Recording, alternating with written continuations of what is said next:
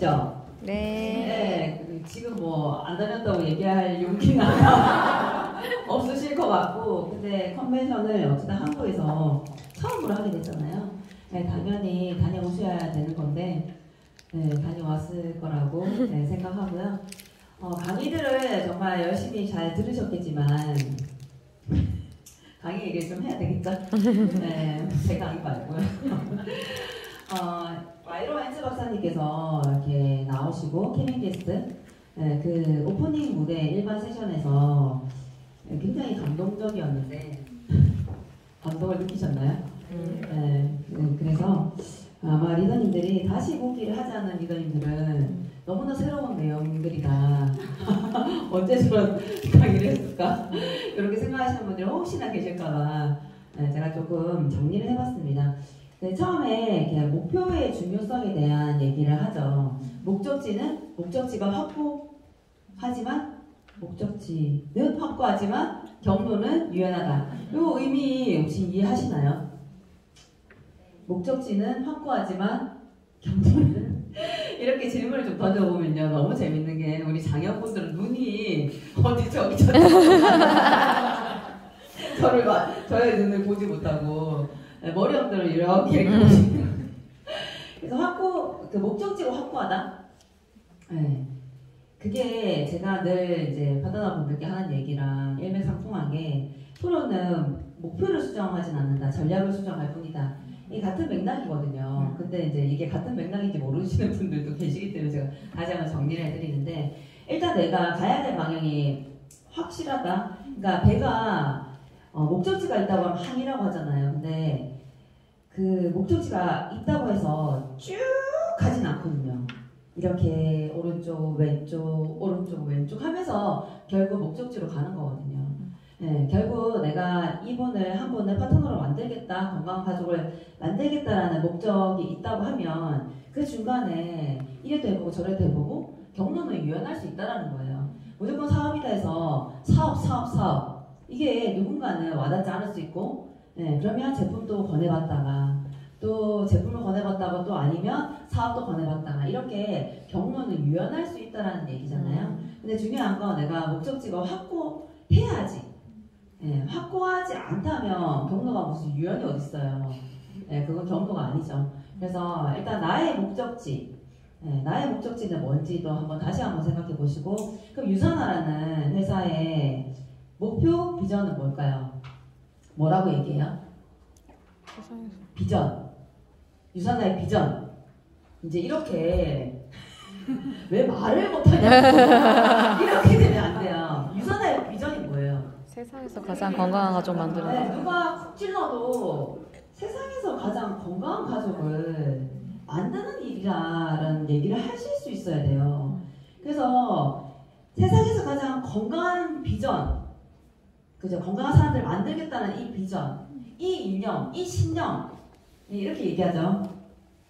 세상에서 가장 건강한 가족을 만들겠다는 강력한 이념을 바탕으로 설립했고 이거 마이로 헨츠 박사님이 말씀하셨어요.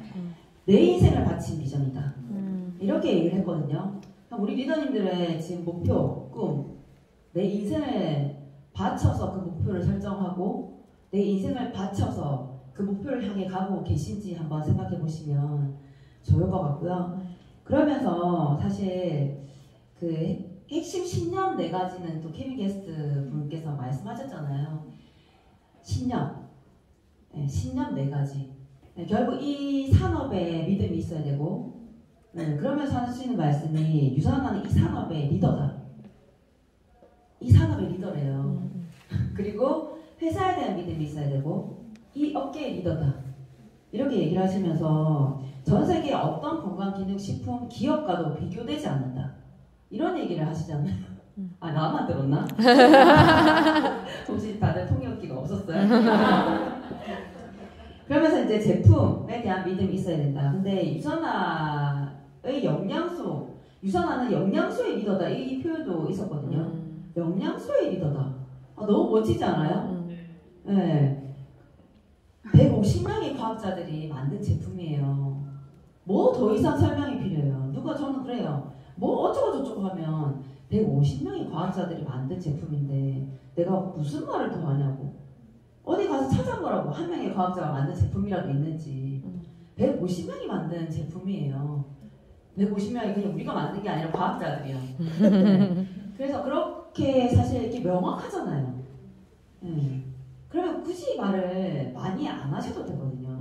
그리고 우리가 라벨에 표기되어 있는 함량에 대한 비교 분석을 굉장히 많이 하시는데 그것 말고 우리가 해야 되거든요. 라벨에 표기되어 있지 않은 이 회사의 기술력, 눈에 보이지 않는 이런 가치, 비전 이런 것들을 전달하셔야 되는 거예요.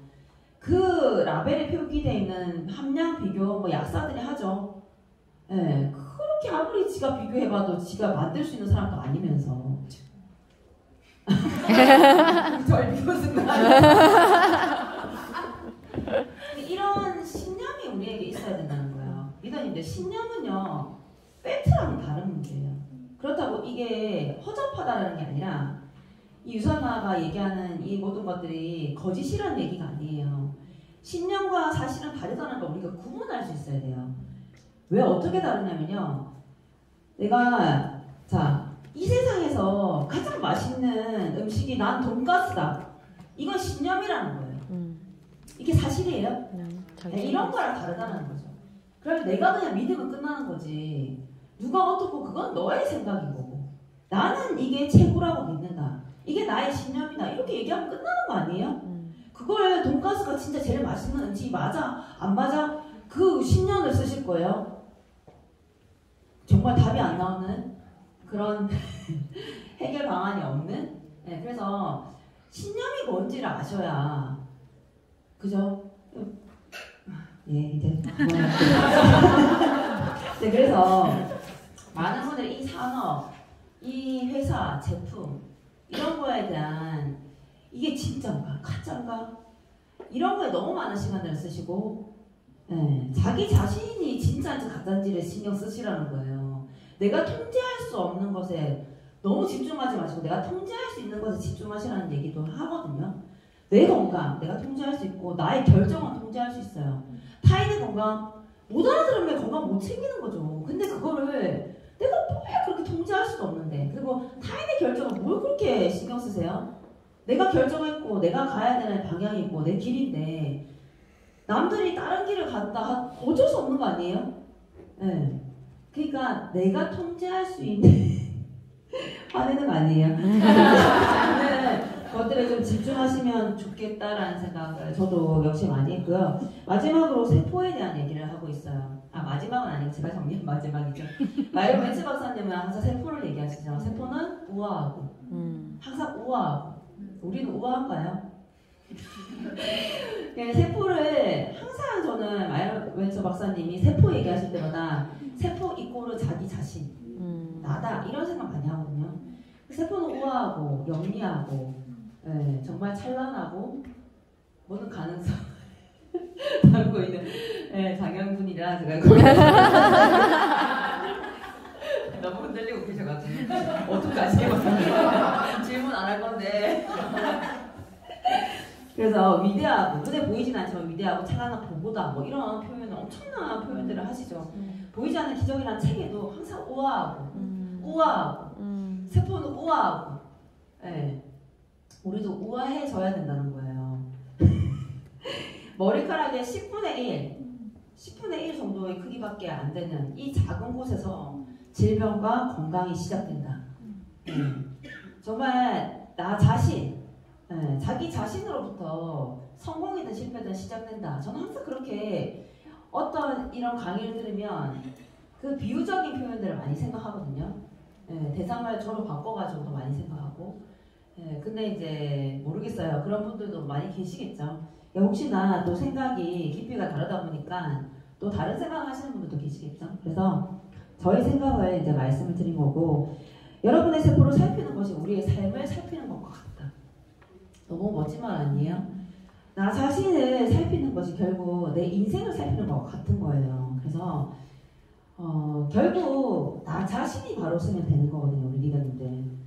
내 꿈이 중요한 거고 내 목표가 중요한 거고 유산하는 이 모든 것들이 그죠 준비되어 있고 늘 자신 있고 늘 삶 정상에 올라와 있고 더 높은 것을 갈 거라고 얘기하고 있는데 과연 우리는 어디쯤 와 계신지 나의 그죠? 확신 이런 것들이 지금 어떠한 상태인지를 한번 점검해 보시고 결국 제가 뭐 파트너분들께도 늘 하는 얘기지만 물감을 아끼면 그림을 그릴 수 없든 우리가 꿈을 아끼면 성공이란 그림을 그릴 수 없는 거거든요. 그러니까 우리 비어있는 항상 내 꿈, 내가 가야 될 목표 그게 정확하다고 하면 3박 4일 일상 가는 게 뭐가 그렇게 큰 문제예요? 내가 여기서 내 인생을 바꾸는데 3박 4일 일상 가는 게 그렇게 어렵나요? 네. 화내는 거 아니라 몇 번 말씀드리는데 그 남편의 반대가 뭐가? 내 인생을 남편이 바꿔주지 못하기 때문에 내가 바꾸겠다는데 남편의 반대가 뭐가 그렇게 큰 장애물이고 걸림돌이며 그 일상 가는 게 뭐가 그렇게 어려워요? 미국 가는 거 뭐가 그렇게 어려워요? 우주 가자는 것도 아닌데 그래서 항상 내 목표가 분명하다고 하면요 그 어떤 사실 그 어려움들은요 결국 더 강력한 동기부여가 되는 것이지 걸림돌이 되지 않는다는 말씀을 드리면서 사실 말레이시아잖아요. 저는 좀 소름 끼치게 그런 생각들을 많이 해요.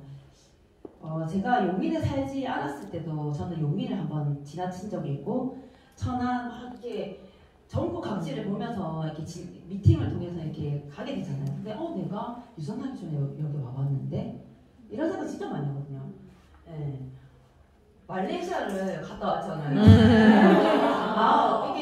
내가 항상 이렇게 뭔가 내가 가는 곳이 진짜 결국 이 유산화의 길이 아닌가라는 생각을 하면서 갈 생각이에요. 제 신념이니까 남들의 생각이 중요하지 않다니까요. 그래서 그런 생각들 하면서 좀 소름 끼친다. 진짜 나는 유산화를 위해서 태어났나 뭐 이런 생각을 하면서 더욱더 바른 길을 가야겠다는 생각하는 최근의 3박 4일이었습니다. 감사합니다.